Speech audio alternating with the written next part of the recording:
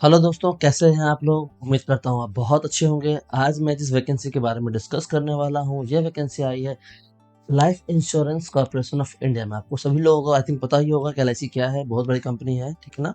Financing company है, insurance company है, ठीक है। तो एलआईसी है। तो मैं उसके बारे में डिटेल में नहीं जाता हूँ, बिकॉज आपको ये पता होगा पहले से, ठीक है। तो मैं आपको क्या करूंगा ना, इसमें इसके बारे में मतलब वैकेंसी के बारे में तो बताऊंगा ही, नो डाउट। इसमें कि क्या क्या वैकेंसी है, क्या क्या करना है, कैसे क्या करना, फॉर्म भरना है, how to apply, all each and everything मैं बताऊंगा आपको इसमें।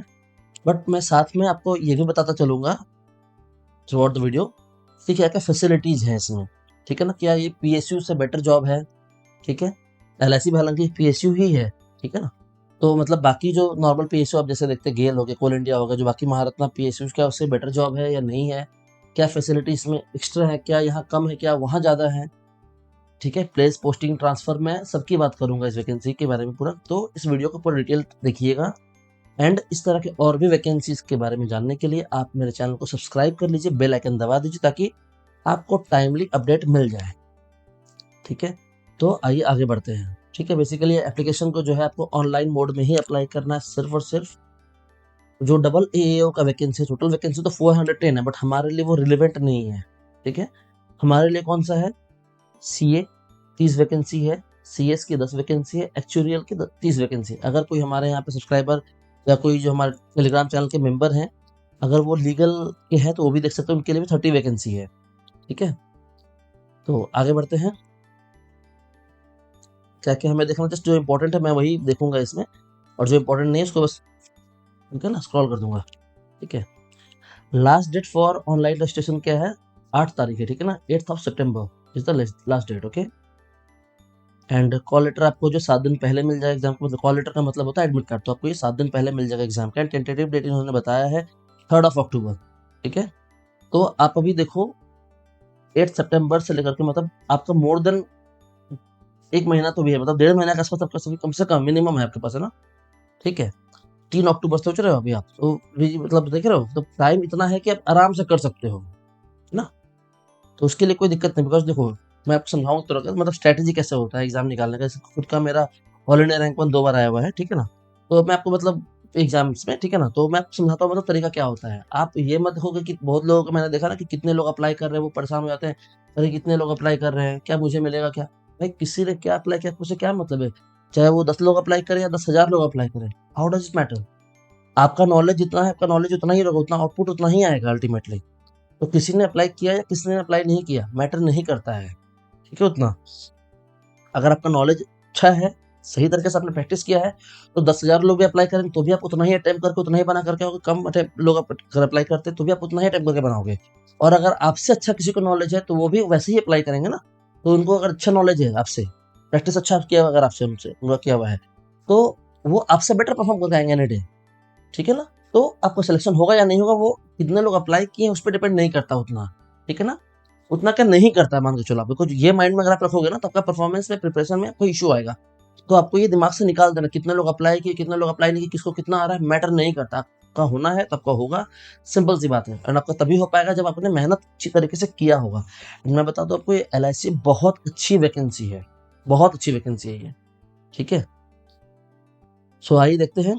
तो चार्टर्ड अकाउंटेंट के लिए मैक्सिमम एज इन्होंने 32 ईयर्स तक है, फ्रेशर के लिए, जहां ध्यान रखिएगा इसमें कोई इन्होंने एक्सपीरियंस नहीं मांगा है, फ्रेशर के लिए, ठीक है।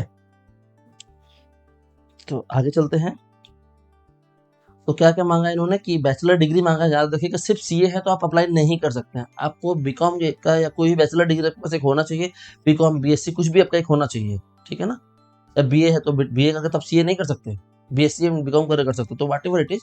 बहुत लोग और भी अलग अलग तरह के बैचलर डिग्री लेते हैं, तो मतलब आपके पास कोई भी बैचलर डिग्री है और साथ में सीए क्वालिफाइड है और आपका मेंबरशिप नंबर है, एसोसिएट मेंबर कम से कम होने चाहिए, तो ही आप इसमें एलिजिबल हैं अप्लाई करने के लिए। आपका मेंबरशिप नंबर को चेक भी किया जाएगा। और हाँ, बहुत लोग पूछते सर मैं एलिजिबल हूँ कि नहीं हूँ, आप बताओ 1 to 1, तो वो पॉसिबल नहीं बताना मेरे लिए, आप यहाँ पे चेक कर लो उसको। Candidates born not earlier than 2893 and not later than 1/8/2004, ठीक है। Both days inclusive only are eligible, ठीक है। तो जो इसमें फॉल करते हैं वो एलिजिबल है, जो इसमें फॉल नहीं करते वो एलिजिबल नहीं है। Same goes for company secretary, इसमें भी बैचलर डिग्री एंड सीएस का मेंबरशिप मांगा गया है, ठीक है। एंड सेम कुछ फॉर एक्चुरियल आल्सो, ठीक है। इसमें लेकिन आप देखो सीए में 32 ईयर्स का दिया गया, तो ये बेनिफिट दिया गया सीए को, ठीक है ना। एंड हाँ, फिर आपको बहुत सारा क्वेश्चन आया कि क्या सीए में अप्लाई कर सकते हैं इसमें? नहीं, सीए में अप्लाई नहीं कर सकते हैं इसमें, ये सिर्फ चार्टर्ड अकाउंटेंट के लिए ही है। कोई ये लिखते हैं ना कि सर गलती से छूट गया होगा, नहीं छूटा नहीं है। बहुत सारे पेशेज हैं जो कि मतलब अदरवाइज मत लेना, मतलब मेरे बातों को, मैं आपको जस्ट क्लैरिटी दे रहा हूँ चीज़ों का, ठीक है। बहुत सारे पेशेज हैं और बहुत सारा जगह पोस्ट ऐसा है जहाँ पे they only hire chartered accountants और द कॉस्ट अकाउंटेंट। तो ऐसा नहीं है कि मैं डिस्क्रिमिनेशन मैं कर रहा हूँ, नो नो नथिंग, मेरे लिए सब बराबर है, ठीक है। तो मैं आपको जस्ट बता रहा हूँ कि ऐसा है, तो उन्होंने कोई गलती नहीं किया है, ठीक है। ऐसा है, उन्हें वही चाहिए, ऐसा है, ठीक है। तो चार्टर्ड अकाउंटेंट इनको चाहिए, यहाँ पे कंपनी सेक्रेटरी चाहिए। एक्चुरियल की अगर आपने, तो एक्चुरियल के लिए 30 ईयर्स की एज है, ठीक है ना। तो देखो आप सीए का 32 ईयर्स का एज मांगा गया, एंड सीएस का एंड जो एक्चुअलीज का 30 ईयर्स मांगा गया और लीगल का 32 ईयर्स मांगा गया है, ठीक है। और देखो लीगल के लिए एक्सपीरियंस मांगा गया है 2 साल, but not for the CA and CS. Fresher तो भी आप अप्लाई कर सकते हैं, ठीक है। आपने फर्स्ट अटेम्प्ट में क्वालिफाई किया, कितने टाइम में क्वालिफाई किया, इनके लिए डजंट मैटर, ठीक है। आपको इनका एग्जाम निकालना, उनमें अगर नंबर आया है तो आप सेलेक्टेड हो, दैट्स इट। आप फर्स्ट अटेम्प्ट में निकाला, आप रैंक 1 क्यों ना लेकर के आए हो सीए में, बट आपका यहाँ क्वालिफाई एग्जाम नहीं होता तो आपका सिलेक्शन नहीं होगा। तो ये चीज दिमाग से आप निकाल दें कि क्या अटेम्प्ट मैटर करता है इसमें? नो, अटेम्प्ट मैटर नहीं करता है इसमें। आपका सिर्फ अगर आता है नंबर इसमें सही तरीके से जितना जरूरत है, तो आपका सिलेक्शन होता है, ठीक है। अब आते हैं इमोल्यूमेंट्स एंड बेनिफिट्स की। तो बेसिक पे इन्होंने बताया 88,635 का। मैं आपको बताऊं कि 2024 में जस्ट अभी लास्ट ईयर ही इनका पे रिवीजन हुआ है। जो आपको पता है ना, जिस तरह के भी बोला जा रहा है कि सेंट्रल गवर्नमेंट में कि 8वां वेतन आयोग जो है वो 2026 में आने वाला है सेंट्रल गवर्नमेंट एम्प्लॉयज के लिए। एंड जो पीएसयू, सेंट्रल पीएसयू के एम्प्लॉय हैं बाकी, मतलब अदर देन इंश्योरेंस सेक्टर या बैंकिंग सेक्टर के लिए, उनका 27 में आने वाला है। ध्यान रखना कि 3 तरह का पे स्केल चलता है, ठीक है ना। पे मतलब चलता है बेसिकली, बैंकिंग के लिए अलग है, बैंकिंग डीएफएस कवर करता है, ठीक है ना। ओके, तो छोड़ो, उतना मैं डिटेल में नहीं आता हूँ, आप लोग शायद ऊपर चला जाए फिर वो चीजें रिलेटेड भी छोड़ो, ठीक है। तो बस इतना जानो कि भाई बैंकिंग का अलग पे स्केल होता है, सेंट्रल गवर्नमेंट का जो मिनिस्ट्रीज वगैरह में काम करते हैं उसका पे स्केल अलग होता है, उसका बेनिफिट्स अलग होता है। और जो सेंट्रल पीएसयूज में काम करते हैं उसका बेसिक अलग होता है। तो जो सेंट्रल गवर्नमेंट में होते हैं उसको बोलते हैं सीडीए, जो पीएसयूज में होते हैं उसको बोलते हैं IDA, that is industrial dearness allowance. And जो मिनिस्ट्रीज में होता है उसको सीडीए कहते हैं और इनका नॉर्मल डीए कहते हैं, ठीक है ना। ओके, तो ऐसा है। तो आगे चलते देखते हैं। तो इसमें आपको ग्रॉस इन्वॉल्वमेंट कितना मिलेगा? आपको बोला गया 1,26,000 के आसपास मिलेगा। जनरली जब आप तक आप ज्वाइन करोगे तब तक ये और बढ़ चुका होगा थोड़ा सा, बिकॉज डीए बढ़ता रहता है ना, ठीक है। तो वैसा है। Other benefits are defined, basically क्या क्या है तो मैं आपको बेनिफिट्स में बताऊं आपको। जैसे देखो इसमें लिखा है ना कि हाउस रेंट अलाउंस, तो एक बार ध्यान रखना, मैं आपको समझाऊं चीजों को। बहुत लोगों को लग रहा हो अरे मैं तो उस पीएसयू में देखा पावर ग्रिड में से 40,000 का बेसिक है, कोल इंडिया 50,000 या 60,000 का दे रहा है, ठीक है, गेल 60,000 का दे रहा है, यहाँ तो 80,000 का दे रहा है, तो यार ये तो बहुत ऊपर दे रहा है। ऐसा नहीं है, पहला बात, ठीक है, ऐसा नहीं है। बेसिक ऊपर नीचे है, आपका पीएफ में अंतर आ जाएगा, दैट्स इट, ठीक है ना। पीएफ में आपका अंतर होगा कि भाई पीएफ इसमें अधिक जाएगा आपका, उसमें कम जाएगा। ये जान लो, अभी उसमें बेसिक कम है, जब उसका भी पे रिविजन 1-2 साल के बाद लग जाएगा ना, तो उसका बेसिक भी ऊपर उठ जाएगा। पहला बात जान लो, इनका पे रिविजन पहले हो गया इसलिए इनका बेसिक अधिक है, और ऐसा कोई बात नहीं। तो इसका जो बेसिक है लास्ट ईयर 55,000 ऐसा कुछ है, 50,000 का ऐसा कुछ होता था पहले इनका, 2024 से पहले, ठीक है। तो ये है, तो ये मत सोचो कि इनका बेसिक बहुत बढ़ गया बाकी में तो कम है, नहीं, बाकी भी जो आने वाला उसमें तो अभी और ज्यादा बढ़ेगा ना, बिकॉज तो जब तक उसका पे रिविजन होगा उसमें तो डीए और एड हो चुका होगा, ठीक है। और इनका डीए उनका डीए में बहुत डिफरेंस है, ठीक है। तो वो और ऐड होगा, तो जिसका मान लो 60,000 का पे स्केल अभी है, अभी मान लो 50% का अप्रॉक्स चल रहा है डीए उसमें, ठीक है ना, तो 30,000 हो गया, तो उनका तो 90,000 का सीधा हो जाएगा बेसिक उनका। समझ रहे हो चीजों का, ठीक है। तो उनका बेसिक जो है 90,000 का हो जाएगा। 90 तो मैं आज के हिसाब से बोल रहा हूँ, बट जब आपका 27 में, ऑब्वियसली स्टार्टिंग में तो नहीं हो जाएगा तुरंत पे रिविजन, आपका पे रिविजन होते होते आपका सितंबर अक्टूबर नवंबर तक चला ही जाएगा। तब तक तो आपका ये जो डीए है ना वो 50 की जगह 60-70% भी हो सकता है, 60% 65% जा चुका होगा। तो बेसिक अभी जो है प्लस उस समय तक का जो डीए होगा वो जोड़ करके जो टोटल अमाउंट होगा आपका, ठीक है ना, तो वो एंड प्लस उसमें एक फिटमेंट फैक्टर लगेगा, तब आपका जो एक नया बेसिक बनेगा, जो कि इसका 60 का बेसिक है, मान के चलो लगभग लाख रुपए का बेसिक उसका बन जाएगा, है ना। तो अब उस एंगल से सोचो चीजों को। तो ये मत सोचो कि इसमें बेसिक अधिक है उसमें बेसिक कम है, ऐसा नहीं है भाई। सब अपने हिसाब से अपने पेस पे चलते। तो क्या है ना, ये क्लैरिटी नहीं है मार्केट में, ठीक है। तो लोग, बहुत सारा मैंने लोगों को देखा कि भाई कुछ भी बोलते हैं, बट ऐसा नहीं सुनना है किसी का। आपको मैं जो कह रहा हूँ मुझे नॉलेज है, मैं पूछ के आपसे बता रहा हूँ, ठीक है। तब चीजों को समझो, मतलब कंपेयर करो तो आपको इक्विटेबल स्टैंडर्ड में कंपेयर करना पड़ेगा ना। जस्ट अभी कहाँ खड़े हो, जितना मुझे दिख रहा है उतना में कंपेयर नहीं होता। कभी भी कंपेयर करना तो तरीके से कंपेयर किया था, इक्विटेबल कन्वर्ट करके कंपेयर किया जाता है, ठीक है। तो वैसा चीजें हैं, ठीक है। तो आगे बढ़ते हैं, इसमें देखो क्या क्या अब है। हाउस रेंट अलावेंस, ठीक है ना। अब देखो कैसे पीएसयू में क्या होता है, पीएसयू में हाउस रेंट अलावेंस जो मिलता है बेसिकली वो आपको 27% का मिलता है एक्स क्लास सिटीज के लिए, ठीक है। और जबकि अगर आप इसका देखो अगर ना, तो इसका जो एक्स क्लास सिटीज में इसमें एक्स नहीं बोलते, इसमें ए क्लास सिटी बोलते हैं, ठीक है ना। तो उसमें क्या X class Y class Z class होता है, इसमें A class B class C class होता है, ठीक है। इसमें क्या है बेसिकली, इसमें एचआरए जो मिलता है आपको ए क्लास सिटीज में वो मिलता है 10% के हिसाब से, ठीक है। 10% है, 7%, 5% ऐसे मिलता है, तो वो आप छोड़ो, ठीक है। मतलब 10% इसमें मिलता है, तो उसमें 27% मिलता है, इसमें 10% मिलता है। So there is a difference, ठीक है। तो यहाँ बेसिक अधिक है, आपको दिखता होगा, ठीक है ना। बट वहां देखो आप कम है अल्टीमेटली। भाई अल्टीमेटली गवर्नमेंट का ही सारा ऑर्गेनाइजेशन है, तो गवर्नमेंट कभी भी किसी को एक्स्ट्रा नहीं दे सकता पैसा। वो बस दिखाने का तरीका अलग होता है, स्ट्रक्चर अलग होता है। हाँ, कुछ एक उनका जो कोर काम है आपको उसमें ऐसा चीपर रेट ऑफ इंटरेस्ट हो गया।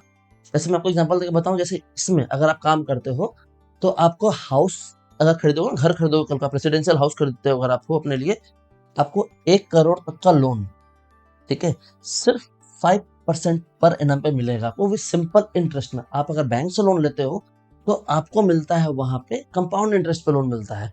जबकि अगर आप एलआईसी में काम करते हो तो आपको 1 करोड़ तक का घर खरीदने का जो लोन है, सिर्फ और सिर्फ 5% सालाना आपका मिलता है, वो भी simple interest, not compound interest. Same कुछ व्हीकल ऑल्सो। तो अगर आप व्हीकल खरीदते हो उसमें भी बहुत ही नॉमिनल रेट ऑफ इंटरेस्ट लगता है, 2% 2.5% ऐसा करके रेट लगता है, ठीक है। एंड वो भी सिंपल इंटरेस्ट, ठीक है ना। एंड उसमें भी कई बार क्या होता है कि बहुत सारे, जैसे पीएसयू में भी क्या होता है, पीएसयू में क्या होता है, पहले मिलता था आपको जस्ट अभी मतलब 6-7 महीना पहले भी आपको कम मिलता था वहां पे भी, बट वहां पे भी डीपी होता है, जो डिपार्टमेंट ऑफ पब्लिक एंटरप्राइज, जिस तरह मैंने आपको डीएफएस बताया इसका, डिपार्टमेंट ऑफ फाइनेंशियल सर्विसेज, जो कि इंश्योरेंस एंड बैंकिंग को देखता है। उस तरह क्या होता है पीएसयू के लिए डीपी ही है, डिपार्टमेंट ऑफ पब्लिक एंटरप्राइजेस, ठीक है ना। तो वो रेगुलेट करते हैं एक तरह से सारे पीएसयूज को, ठीक है। तो वहां पे क्या होता है बेसिकली उनका अलग हिसाब किताब है, ठीक है ना। तो वैसे करके समझो चीजों को, ठीक है। तो आगे बढ़ते हैं, चलो। सिटी कॉम्पेंसेटरी अलावेंस है, ठीक है। तो अब क्या है, पीएसयू में सिटी कॉम्पेंसेटरी अलाउंस नहीं मिलता आपको। यहाँ उसमें क्या है, डीए को एक बढ़ा हुआ एक बार में, ठीक है ना। डीए ज्यादा उसमें हो गया आपका, इसमें कम है, ठीक है। तो कॉम्पेंसेटरी सोचो ना, एचआरए जैसे मान लो यहाँ 10% है और 27%, तो आप वैसे अगर आप एंगल से देखोगे तो क्या मान लो वहां भी 10% है, बाकी मान लो 17% उनका जो सिटी कॉम्पेंसेटरी अलावेंस है। आप उसको ऐसे भी देख सकते हो, ठीक है। तो आपको मतलब इक्विटेबल करके चीजों को कंपेयर करना है, क्योंकि आपको डिसीजन अपना लाइफ में लेना, करियर का लेना है, ठीक है। ऐसा है। और ये जान लो कुछ भी कम ज्यादा नहीं होता, मोर और लेस सारा का सारा बराबर होता है। बस हाँ इतना है कि कंफर्ट ज्यादा कहाँ पे है, कुछ देखना कंफर्ट ज्यादा कहाँ पे, प्लेस ऑफ पोस्टिंग कहाँ कंफर्टेबल ज्यादा है मेरे लिए, ठीक है। ज्यादा मुझे बेनिफिट कहाँ मिलेगा, कुछ एक चीज कोर बेनिफिट, बस वही आपको देखना है, ठीक है। तो it is just like a class 1 officer के बराबर ही होता है, ये इनका है, ठीक है। तो अब आते हैं इसमें बाकी चीजें देखते हैं, ठीक है।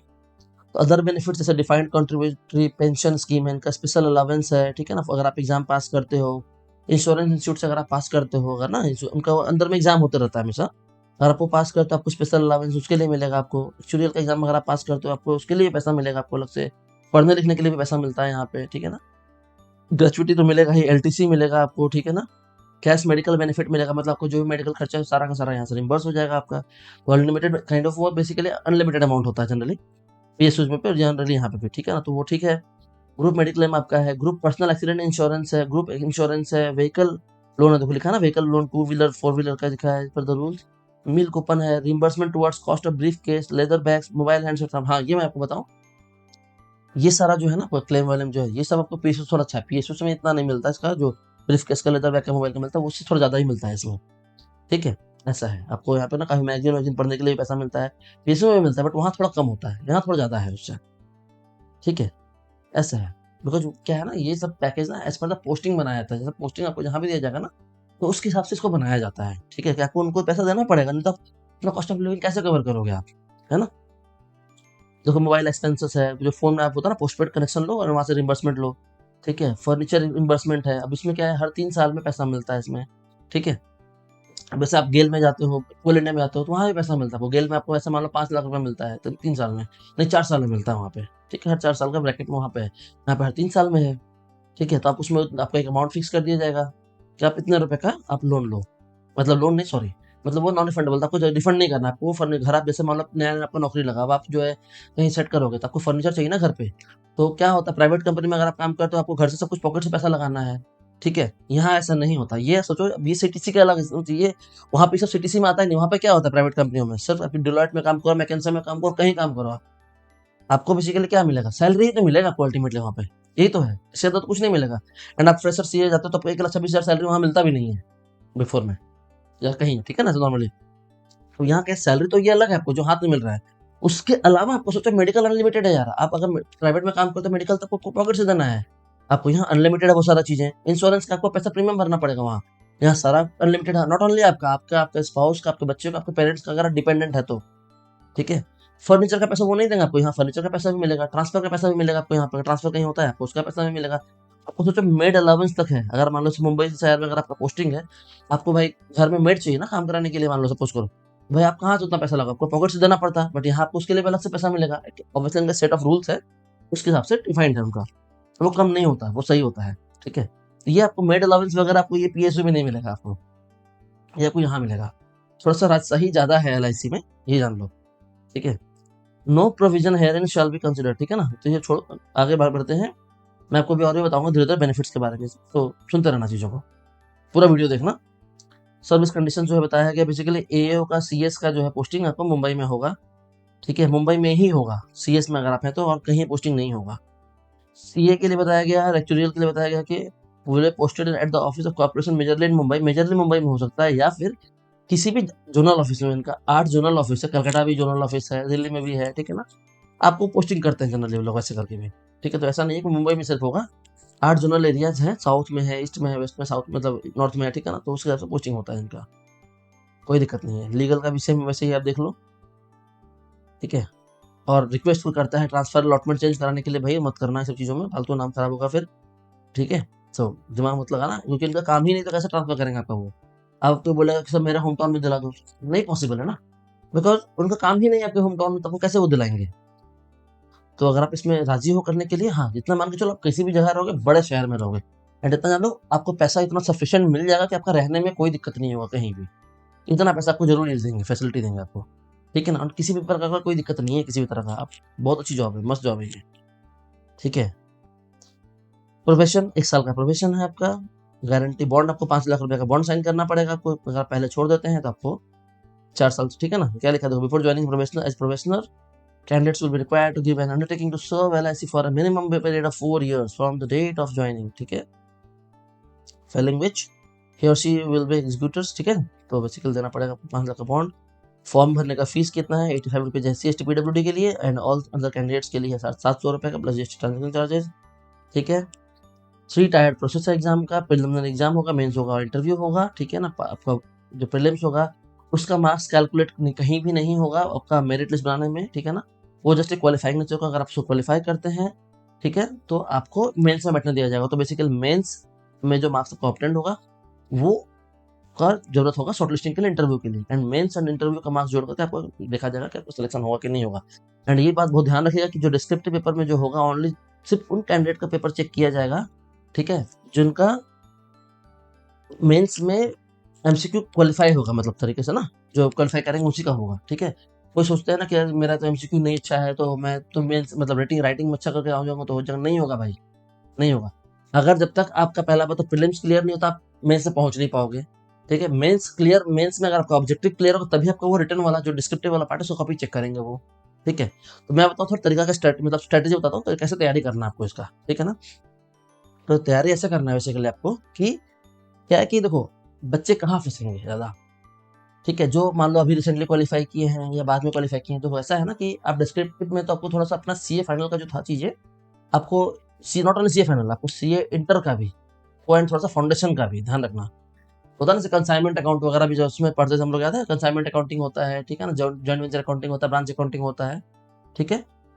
तो कल को क्या आपको पोस्टिंग इसमें सेंट्रल अकाउंट से भी हो सकता है ना। तो आपको थोड़ा सा वो सब भी देखना है चीजों को, ठीक है, डिस्क्रिप्टिव का पार्ट का, ठीक है ना, डिस्क्रिप्टिव में भी, ठीक है, ऐसा है। और जहां फंसते हैं जनरली कैंडिडेट्स बेसिकली वो एरिया है टेक्निकल पार्ट इनका, जो है रीजनिंग वगैरह। मैं अभी आपको बताऊंगा आगे आने दोस्तों, ठीक है, मैं उसको भी डिस्कस करता हूँ आगे आते आते, ठीक है ना, कैसे करना है उसको स्ट्रेटेजी वाइज, ठीक है। तो बता रहा है कि इसमें बेसिकली क्या हर सेक्शन के लिए ना, जैसे मान लो रीजनिंग है, इंग्लिश है, ठीक है, जनरल अवेयरनेस है, भाई हर सेक्शन के लिए इनका मार्क्स डिफाइंड होगा। आप इसमें स्किप नहीं कर सकते कि मैं मैथ्स के टाइम पे होता ना कि मतलब मैं रीजनिंग वाला सॉल्व कर लूँ, बाद में देखूंगा मुझे मैथ्स उतना आता है, ठीक है, मैं मतलब मैं पहले खुल गया है इसमें रीजनिंग तो मैं पहले इंग्लिश खुल गया मैं उतना नहीं करूंगा, फिर बाद में एक ही बार में मैं सारा टाइम यूज करके मैं मैथ्स और रीजनिंग कर लूंगा, नहीं, ऐसा नहीं होगा यहाँ पे, यहाँ पे सबका हर सेक्शन का टाइमिंग डिफाइंड है, एक सेक्शन खत्म होगा तभी दूसरा सेक्शन स्टार्ट होगा। दैट मीन्स आपको अपना स्पीड बढ़ाना पड़ेगा and there is more than sufficient time right now जिसमें आप कवर कर सकते हो कि चीज़ों को तरीके से पूरा, ठीक है ना, एंड आपका प्रैक्टिस अच्छा हो जाएगा, ठीक है। क्योंकि आप सोचोगे ना कि जब वैकेंसी आएगा तब मैं उसको तैयारी स्टार्ट करूंगा, नहीं भाई ऐसा नहीं होता, वैकेंसी कभी भी आती है, सालों भर वैकेंसी आती है, ठीक है। तो आपको तैयारी करके रखना पड़ेगा पहले से। मैंने कई बार बच्चों को ये देखा ना कि यार अभी तो तैयारी नहीं करूंगा, अभी तो यार वैकेंसी निकला है यार, निकलेगा कब निकलेगा फिर तब तैयारी करूंगा, तब भूल जाऊंगा। नहीं भाई ऐसा नहीं होता, आप अकेले नहीं हो भीड़ में, भीड़ में हजारों लोग हैं। आप अपने अभी देखा होगा ना असिस्टेंट डायरेक्टर कॉस्ट एग्जाम में यूपीएससी का 7,500 प्लस लोगों ने भरा था फॉर्म, ठीक है।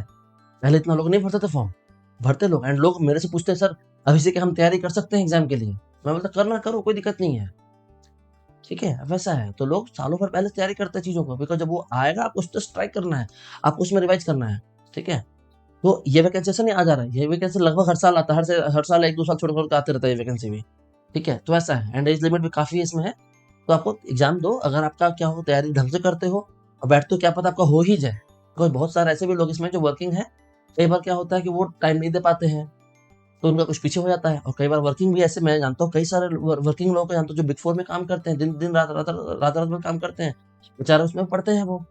एंड मैं आपको मतलब बताऊं, जैसे मान लो कॉमर्स जॉब अकेडमी का आपको मैं बताऊं उनका, मैं किसी का एडवर्टाइज नहीं कर रहा, मैं बस आपको नॉर्मल बता रहा हूँ ऐसे करके, ठीक है। जो जेन्युइन है मुझे बताना तो पड़ेगा so that you get the एक रियल बेनिफिट ना आपको मिल पाएगा भाई। नहीं तो आप 10 जगह एक्सप्लोर करोगे, क्या करना नहीं करना आपको पता नहीं चीजों को।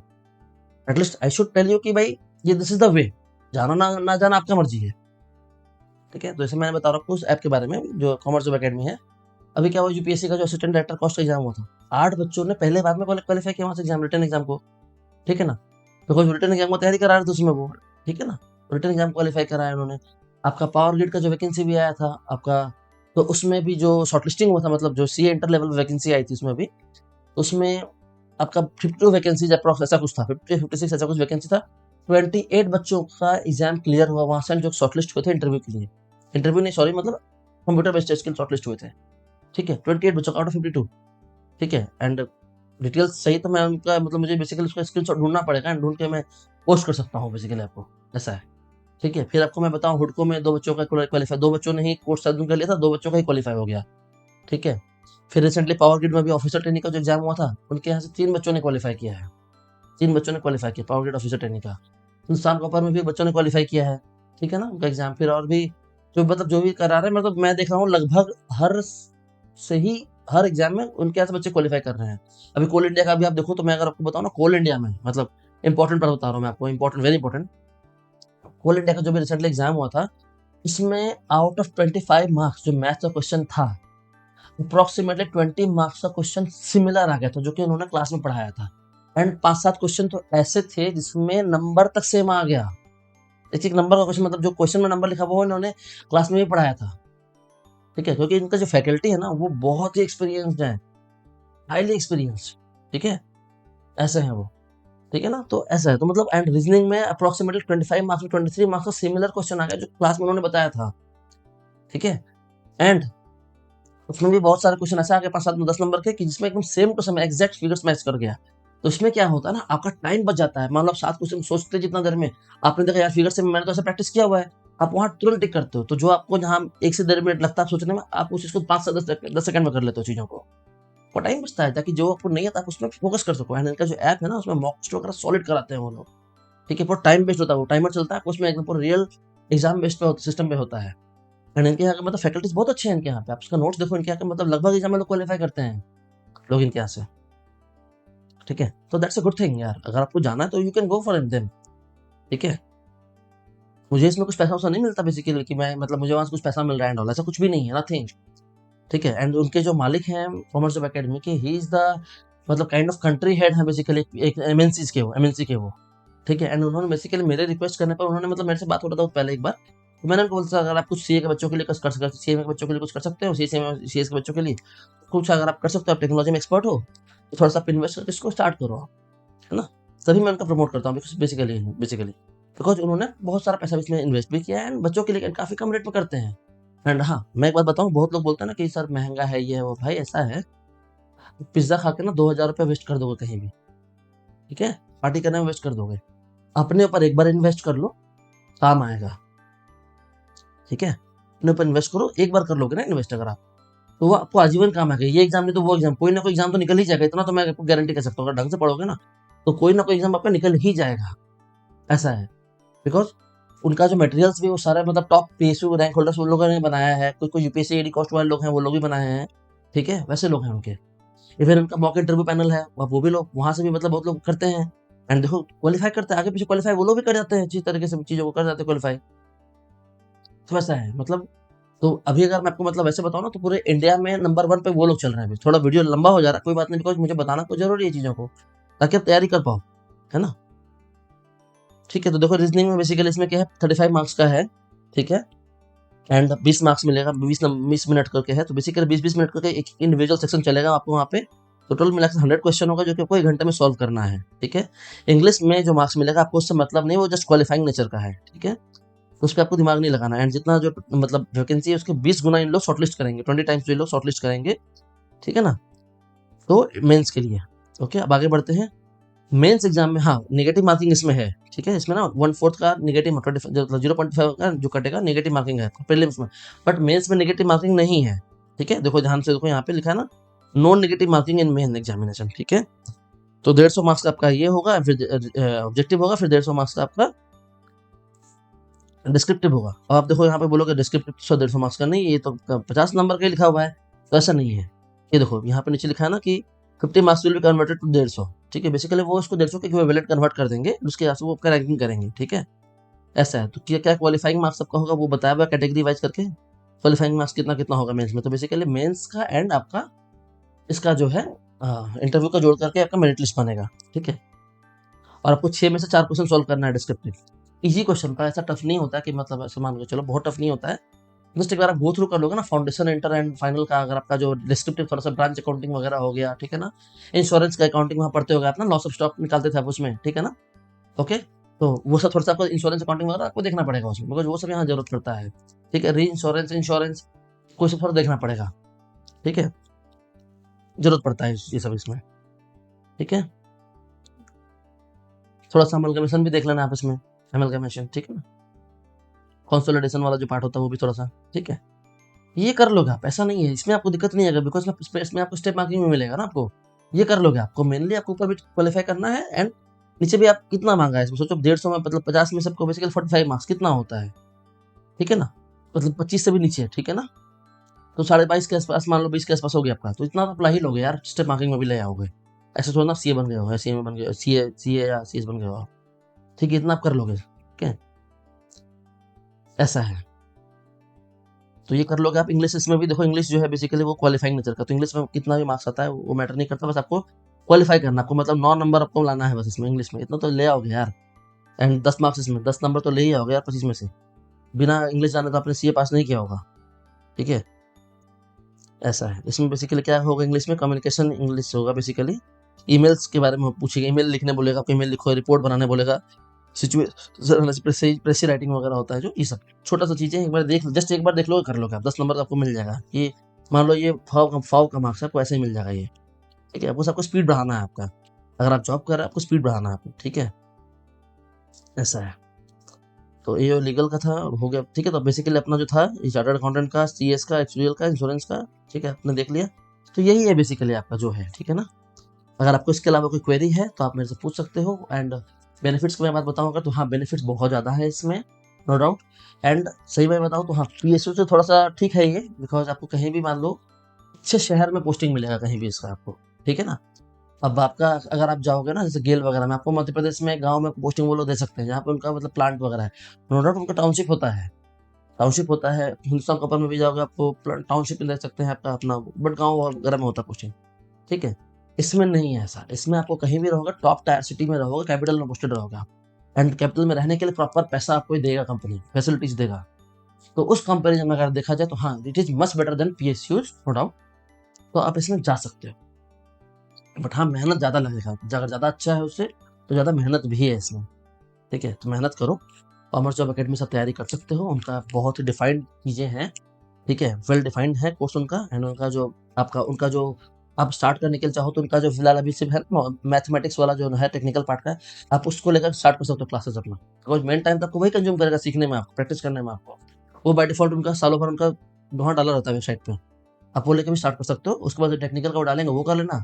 और अगर आपको लेट करना है तो अब अलग बात है, बट मैं कहूँगा लेट मत करो आप। आप स्टार्ट करना है, उनका जो नॉन टेक्निकल वाला पार्ट डाला हुआ है, तो वहाँ से वो स्टार्ट कर दो।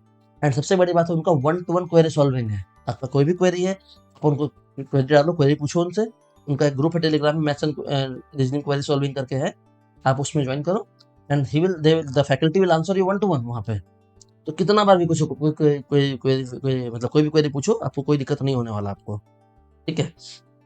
ठीक है, इंटरव्यू बेसिकली है, इंटरव्यू 60 मार्क्स का होगा। ठीक है। एंड ओबीसी के लिए है जो है बेसिकली वो 30 मार्क्स का है, एस सी के 27 मार्क्स का है, 12 मार्क्स है। ठीक है, हाफ कर दिया इन्होंने। ठीक है, तो वैसा है। और इंटरव्यू में बेसिकली क्या है, जितना वैकेंसी उसके 3 टाइम्स बुलाएंगे ये लोग, 30 वैकेंसी तो 90 लोग बुलाएंगे। ठीक है। एंड टोटल मार्क्स जो मेरिट में मैंने बताया आपको, मेंस एंड इंटरव्यू का जोड़ के जो बनेगा उससे बनेगा आपका मेरिट लिस्ट, सिलेक्शन वैसे होगा। तो यही है बेसिकली। ठीक है। तो लास्ट डेट दिया हुआ है आपका, वेबसाइट से अप्लाई करना, कैसे अप्लाई करना मैं आपको दिखा दूँ, हैंड रिटन डिक्लेरेशन आपका होगा। ठीक है ना, कैसे अप्लाई करना, हाउ टू अप्लाई मैं आपको वो भी दिखा देता हूँ आपको। ठीक है। तो बेसिकली आपको जाओ गूगल में जाकर सर्च करो, सिंपल LIC AAO से सर्च करोगे। सर्च करने के बाद आपको जो भी ये खुलेगा AAO का, इसको क्लिक करोगे आप। क्लिक करने के बाद आपका ऐसा पेज खुलेगा। ठीक है, रिक्रूटमेंट ऑफ AAO जर्नलिस्ट ऐसा करके खुलेगा। इसमें चले जाओ सबसे नीचे, तो यहाँ आप क्लिक करोगे अप्लाई ऑनलाइन, तो आपका एक ऐसा पेज खुलेगा रजिस्ट्रेशन करने का। ठीक है, तो क्लिक है फॉर न्यू रजिस्ट्रेशन, आपको क्लिक करना है। उसके बाद आप प्रोसेस फॉलो करो, आपका रजिस्ट्रेशन हो जाएगा। कोई क्वेरी हो तो आप इसमें कमेंट करो, I will try to answer all the queries. ठीक है। और कुछ चाहिए तो मुझे बताना, अब मैं आपको उसके बारे में बता दूंगा।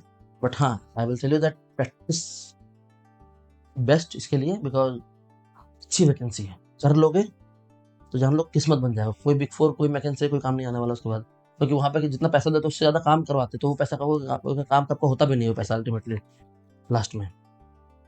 ठीक है, ऐसा है। तो आप इसके लिए तैयारी करो, एक कंफर्टेबल लाइफ, स्टैंडर्ड लाइफ, अच्छे से रहोगे, बहुत आगे बढ़ोगे। Thank you so much.